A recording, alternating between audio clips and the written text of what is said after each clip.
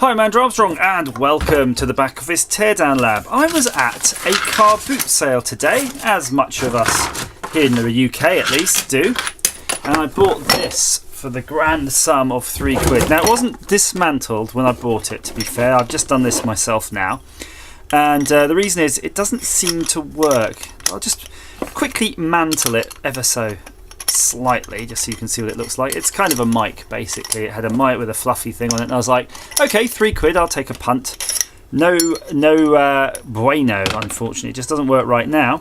But the reason is not to do with the mic as far as I can tell. I think it's the wire, because when I plug it in and wiggle and jiggle this XLR connector, it makes a lot of hissing sounds and pops and wheezes. So we're going to have a look at this, because this is something that could happen quite easily on these things, and if it does happen to you, now you know how to have a look, and hopefully we're going to diagnose it and see what's wrong.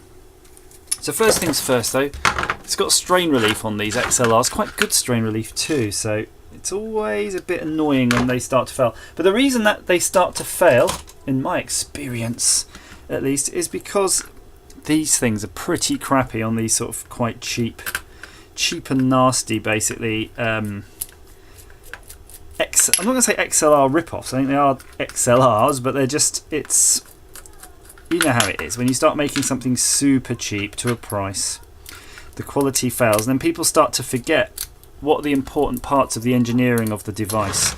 So in this case, the connections are obviously the most important things in a microphone. Yeah, they just didn't really think about that much. And look, it's a really easy fix there, because we can see, let me turn the old soldering iron on, you can see right there that's come away from that. So just the strain relief has actually been, it's kind of weird. Look, there's some strain relief here to stop it bending, but this wasn't really crimped, so someone's just tugged on that or tripped over and yanked it all out. And that's pretty much all we've got to do. And you could do a good job or you can do a bad job, so I'm probably going to just do a bad job, because I'm kind of lazy like that, to be honest with you. It's going to be a good enough job, so I'm just going to twist this up a little bit just so that I can get a good bit of solder on it. If you were doing it properly, like if you were doing it for your day job, you're probably going to sit down and you would rework the whole thing and cut the wire, put a new one. I'm going to use my little clip. Oh, look at those little clips, are actually kind of working out for me. I was mocking the handy clamps, or whatever you want to call them, but actually they really are doing it for me this week. So first things first, just tin that up good, and we're going to put a bit of solder on the bit where we're going to go, because that way you get the flux from the new solder. And I'm going to push this on a bit. See, there you go. That's likely to where we want to end up with when we. Oh yeah, that's good. That's not going to come off. That's likely where we want to get up. Be where? I can't speak right now. Let's start again. That's because. That's where we're going to want to crimp this thing up a bit tighter. So I'm going to zoom out. Use pliers if you got them. I got some artery forceps I'm going to be using, so this happens to be handy. I'm going to crimp that there, and we're going to crimp it. Try crimping it as well. If you're going to crimp, you might as well crimp. That's not going anywhere. Ooh, that was an easy fix, wasn't it? We're going to pop our main screw back in. I want to be the very best.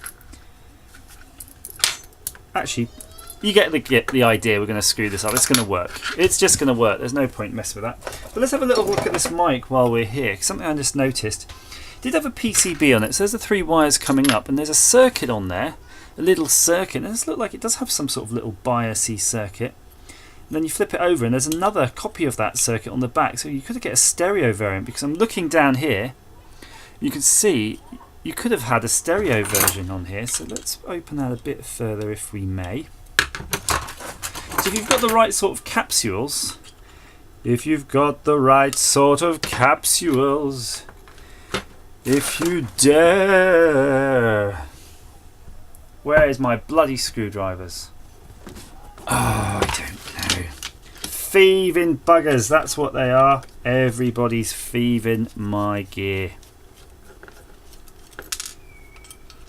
Ground control to Major Tom, your circuit's dead. There's something wrong.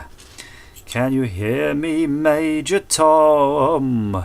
Ooh, okay. So there is the microphone, and it does pay to sort of pay attention, doesn't it, when you've got these, because obviously it's got a point in a certain direction. So I'm not sure. Just looking at this one, when I put it together, there's a little notch. See it right there? A little notch taken out. That'll be the front. Otherwise, I could have been shouting in the back of this. Hello. Groovy. So you could probably make this a stereo one if you wanted by just changing this and adding a couple of your own little modules in there. They're cute enough. So that was actually, now we've torn it down, we've done the full Monty. So hope it's been of some use to you. Go repair your microphones XLR, go to Car Boot Sales, pay £3 and buy some more stuff.